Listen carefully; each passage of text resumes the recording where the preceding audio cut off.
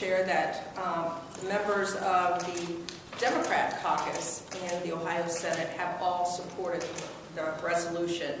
And I'm happy to say that throughout the United States, we've got other state legislatures that are going to see the introduction of this resolution as well. So now we're open for questions. Resolutions usually don't have much trouble getting through the legislature, but given that this is a divided issue, do you think Republicans will try to block it? Well, that's a good question. I don't know whether they will try and block it or just simply allow it to stay, to languish in the committee, or maybe not even be referred to a committee.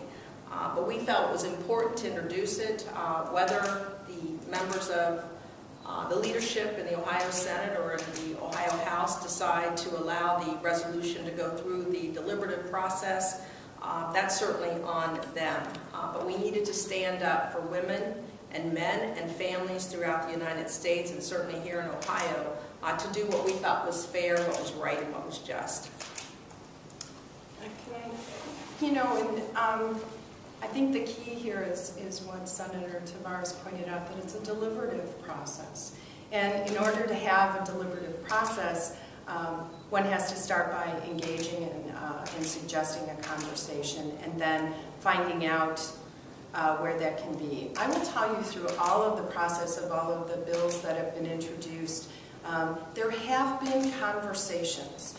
And I think it's really important that we continue to have dialogue about reproductive health issues and really be able to identify the places where we agree, the places where we disagree, and then try to work at how we come to some conclusions for the betterment of the health of the women and the families in this state. So I think it's important that we introduce this resolution, and it's also important to continue to have the discussion as we go forward.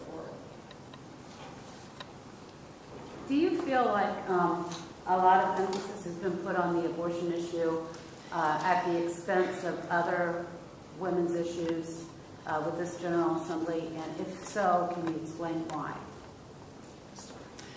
Sure. Well, to explain why,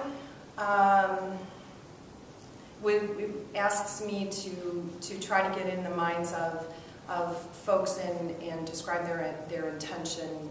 And I don't know that I can do that. What I can say is that the very loud discussion about limiting women's access to termination of pregnancy or abortion has taken front, center, and been very loud in the process.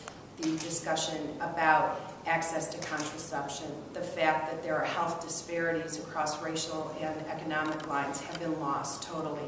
The fact that many family planning centers provide critical cancer screenings, well care, and pregnancy testing. And so those kinds of issues, that kind of information gets lost. The fact that we really think it's important, I've introduced Prevention First, that our young people need to understand how their biology works, how their bodies work in order to prevent unintended pregnancies. With comprehensive sex ed, that also includes abstaining, but it's not the complete package. The complete package is comprehensive. Yeah, I think we have not been able to have those conversations because there's been only talk about abortion. I guess I would just add, and I totally agree with my colleague, that it does make a difference when you have more women in the Ohio General Assembly. Out of the 23 members in the Ohio Senate, only 8 are women. It does make a difference because you bring a different perspective. The priorities are different. For women who understand that there is a disparity throughout the state of Ohio with respect to access to care, with respect to the kinds of care that's available to women throughout the state of Ohio. So bringing the perspective of women makes a difference. Certainly having the multitude, the flurry of legislation that's come into being to make access to a safe medical procedure next to impossible a legal medical procedure that is determined by a physician that's in the best interest of that woman. And for women, it's patronizing to say that we know what's best. The government knows what's best, and that government should be involved in private decisions that are very complicated.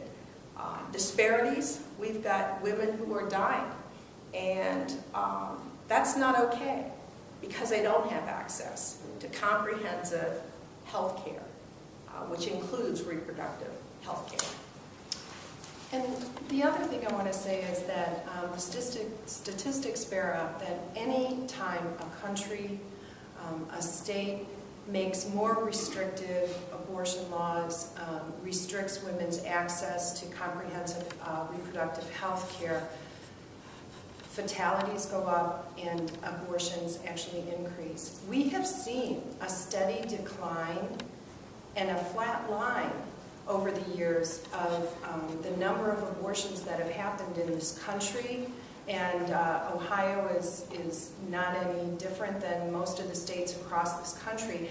So it also is very curious to me that at a time when we've seen them on the decline, why so much energy and attention has been focused in restricting health care for reproductive health care for women at a time when, as we all know, there are many, many crises in this country and in our state that really demand our attention.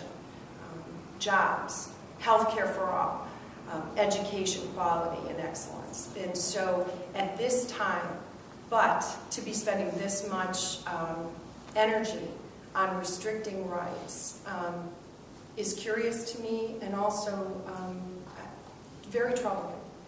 And so it requires that those of us who believe in the continuous autonomy and trust women to make decisions to stand up for them at this time. In the latest Quinnipiac poll, following up on that, the latest Quinnipiac poll, when people were asked about the heartbeat abortion bill, poor women were some of the supporters of that bill. So, you know, you're saying, well, these are the very women who don't have the access to care that you're trying to protect, yet they're saying, pass the abortion bill that you've been fighting against. So how do you... Well, a poll is simply that, a poll. Those who were selected to participate in the poll. Does it speak to all women? No. And we believe that being pro-choice, and certainly in the argument around reproductive health, that you're providing for the needs of all women, whether they're poor, whether they believe in choice or not, whether they need access to health care. That is why we've introduced the resolution. It's about education and awareness, and certainly polls ask a question and generally don't go into detail. Depending on how the question is asked, will determine the kind of answer you get. But again, we want all women to have access to health care that meets their needs and gives them the choices that are best for them and their family. If I could add to that also. The Quinnipiac poll had one question about the heartbeat bill. It asked if respondents supported it or not. It did not give any context, as Senator Tavares suggested. My argument is the more education we have about an issue that is as divisive as the heartbeat bill is, or the proposed personhood amendment that we may see coming in the next few months, the more we know about it, the more we dislike it. The respondents to that poll probably did not know that the heartbeat bill is unconstitutional. They probably did not know that there were no exceptions in that bill for rape, incest, fetal anomalies, and very limited exceptions for a woman's health. So I think we get into dangerous territory when we're talking about polls that ask a single question, trying to gather very top-line information without digging a little deeper and informing the respondents about what the legislation actually does.